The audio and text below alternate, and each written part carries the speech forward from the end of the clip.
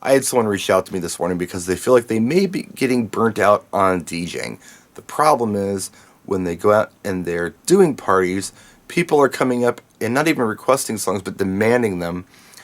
And he doesn't feel like he can even DJ for them. He feels like an iPod and he says, well, maybe I should take a break. What do you think?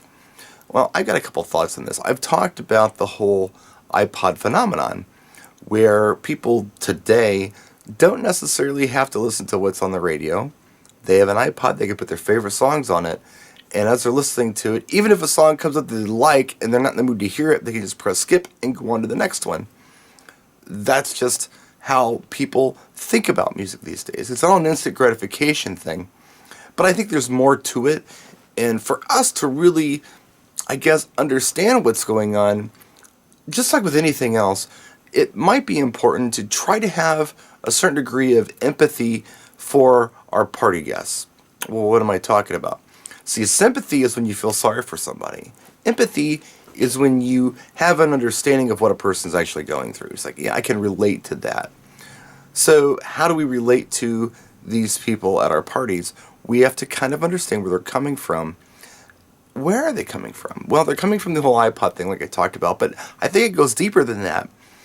I believe, and this may be an unpopular thing to say, but I believe that the expectation of what a DJ does is a very low bar these days. The reason for this is there are a lot of bad DJs out there.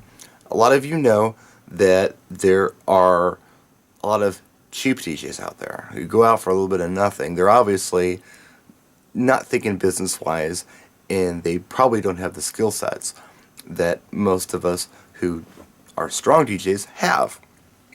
But they end up out there. They end up in schools, they end up at weddings, they end up everywhere.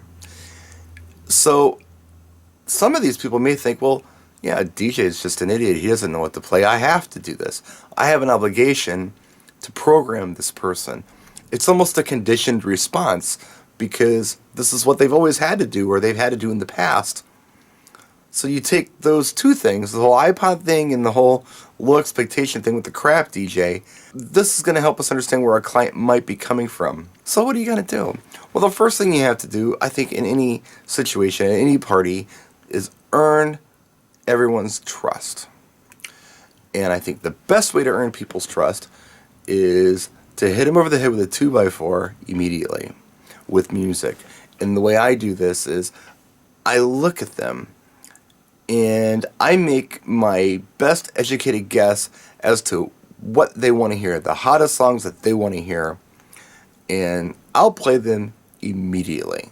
Here is everything that you love. Here it is. You like this, you love it, it's your favorite song. After about 20 minutes to a half an hour of this, most of the time they're like, hey, this guy's pretty cool. He knows us, he understands us, we trust him. As soon as you have their trust, then you can start playing some things that maybe aren't on their iPod, but they might dig. They might know it, they might dig it, and you can start actually DJing. That's my best tip for anybody who's just getting burnt out. And you know, in clubs it happens because you have a rotation of people in and out all night. So you may have played a song half an hour ago, somebody just walks in and they just bug the hell out of you to play it again. You know, that's unfortunate, and that's part of the club business, and I don't know, deal with it. You have to deal with these people in the proper manner. But in a mobile situation, when they're there all night long, you can definitely win them over by doing what I've suggested. If you do it right, then you can take those liberties and have fun and actually DJ for them. But first you need to give them what they think they want, which is exactly what's on their iPod. And then after that, maybe they'll get something very interesting that they didn't think about but they really like, and you can create these cool new experiences for them. And maybe they'll have a new favorite song by the end of the night. So there's a quick vlog for you, just a suggestion for those of you who feel like you're burning out. Don't give up hope. Have a little bit of empathy. Think about what they want. Think about why they're asking for what they're asking for, and hit them over the head with that 2x4 and be that DJ. That's it. Practice and enjoy.